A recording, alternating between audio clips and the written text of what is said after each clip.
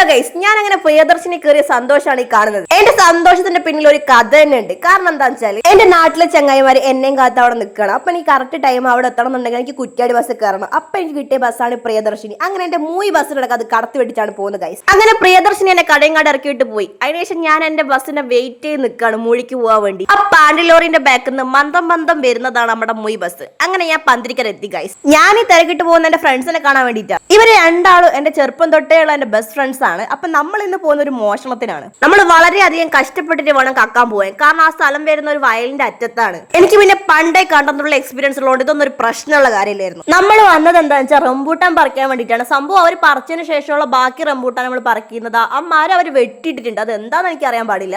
ഞാൻ താഴെ റംബൂട്ടാൻ ഇങ്ങനെ സമാധാനത്തോടെ പറിച്ചുകൊണ്ടിരിക്കുമ്പോൾ ആ സൗണ്ട് ഞങ്ങള് കള്ളന്മാരെ പൊക്കി വയസ്സ്. പക്ഷെ ഞങ്ങൾ കൊടുക്കൂല, ഞാൻ റംബൂട്ടാൻ കൊടുക്കൊന്നുമില്ല. പിന്നെ ഞാൻ കഷ്ടപ്പെട്ട് പഠിച്ചിട്ട് ഇവളെയാണ് ആദ്യം കണ്ടത്, ഞാളാരെയും കണ്ടിട്ടില്ല. കൈ കിട്ടിയ റംബൂട്ടനും കൊണ്ട് ഓടിയോണ്ട് നമ്മൾ അതൊരു അറ്റത്തിരുന്ന് ആ റംബൂട്ടനൊക്കെ തിന്നുകയാണ്.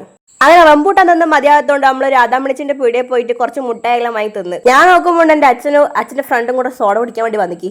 അങ്ങനെ ഒരു സാഹസികമായ ഒരു ദിവസം കഴിഞ്ഞ് ഗൈസ്. അപ്പൊ ബൈ ഗൈസ്, നെക്സ്റ്റ് വീഡിയോയിൽ കാണാം. ടാറ്റാ.